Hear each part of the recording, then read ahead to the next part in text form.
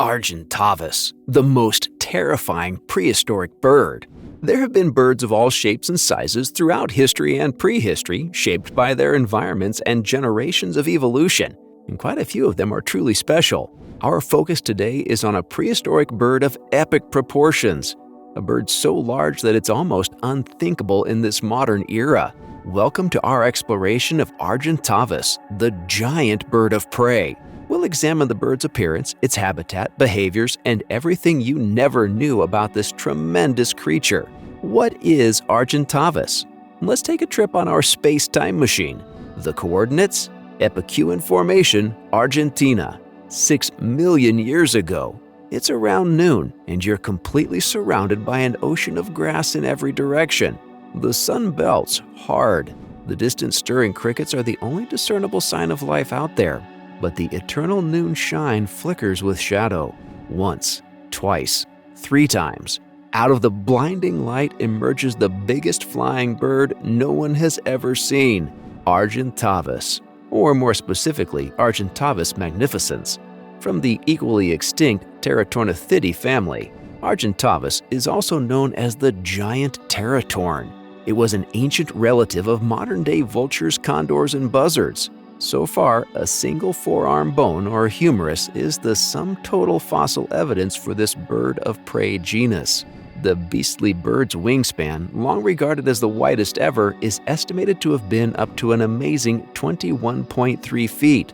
Paleontologists are also positive about 22-foot specimens, but the evidence is scant.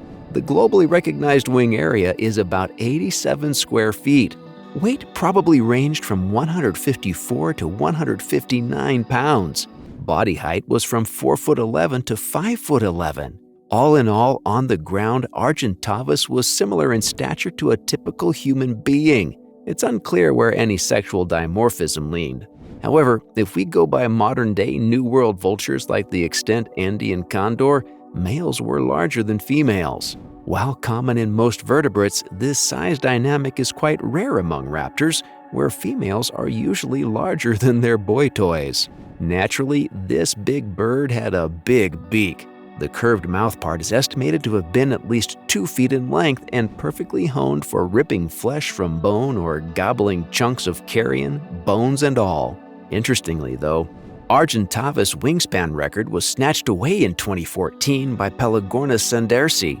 Pelagornis, an ancient cousin of modern-day geese and other long-necked waterfowl, had an estimated average wingspan of 23 to 24 feet.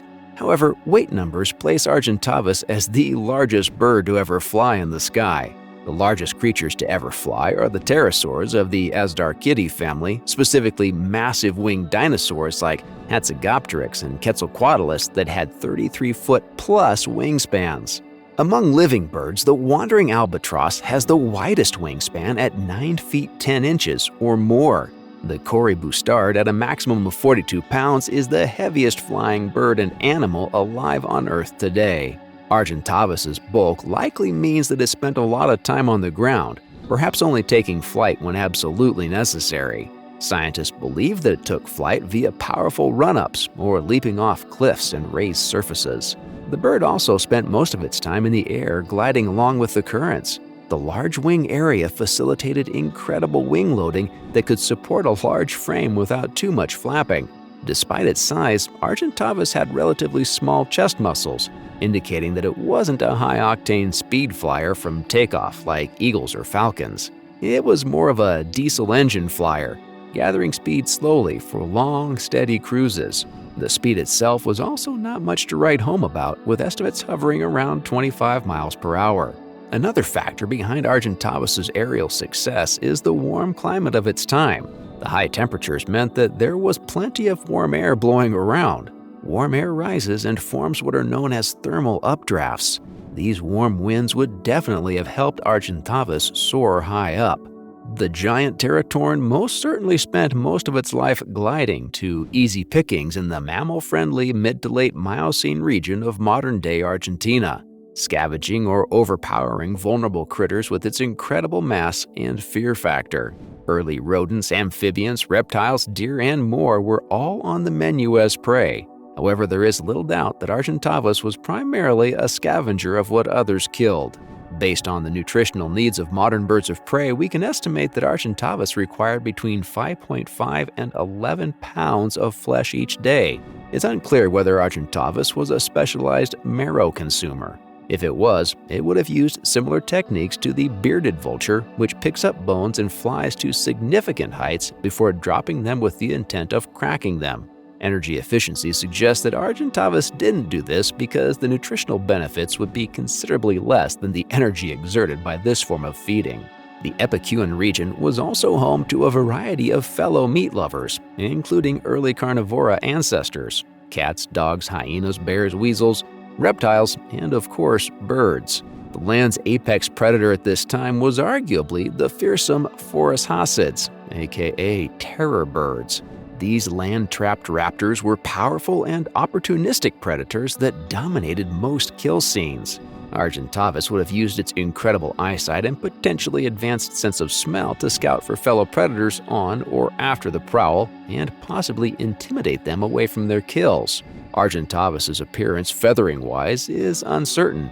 The bird could have been any color from the grim black of the extant black vultures or California condor to the vibrant tawny orange of the Middle Eastern bearded vulture. However, there's a fair chance that its head was bald, a common trait for modern vultures. The bald scalp allowed the scavenging birds to dig into a rotting animal's guts without getting a load of bacteria-laden fluids stuck to its head. Given its size and family tree, the vulture-like Argentavis would also have had sturdy legs for walking fairly long distances and running for powered takeoff. Most birds of prey have curved feet and claws made for gripping prey and perching. Argentavis feet, on the other hand, were likely flat and the talons blunted, perfect for dashing and hopping to a melee of scavengers. A flock of Argentavises circling around a carcass must have been quite a sight, never mind the skirmishes with other hungry predators. This era of birds was a highly competitive arena, with survival up for grabs in various ways. There were terror birds, various species that posed different threats, from squabbles over carcasses to actively preying on each other. Mature terror birds would kill juvenile and weakened Argentavises, and vice versa. There was also a wide cast of knotty four-legged critters that looked to raid Argentavis's cradles. Phylacosmilidae is a prominent find that dates back to the giant Teratorans era. Though largely beneath Argentavis on the food chain, the sly marsupial ancestor would have gained revenge by destroying and eating eggs or nestlings. Nest destruction was especially problematic because of Argentavis's slow rate of reproduction.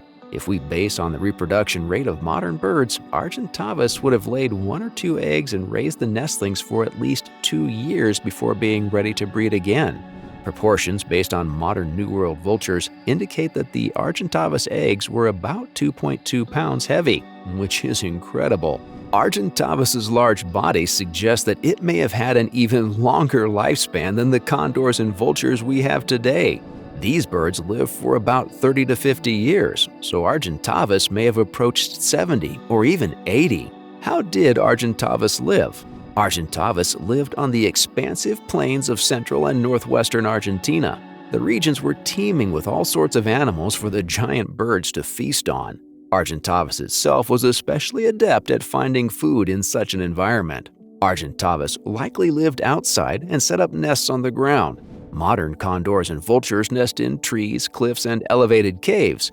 It's difficult to imagine a pair of 200-pound birds finding a comfortable roosting spot in trees, but they may have used accessible caves.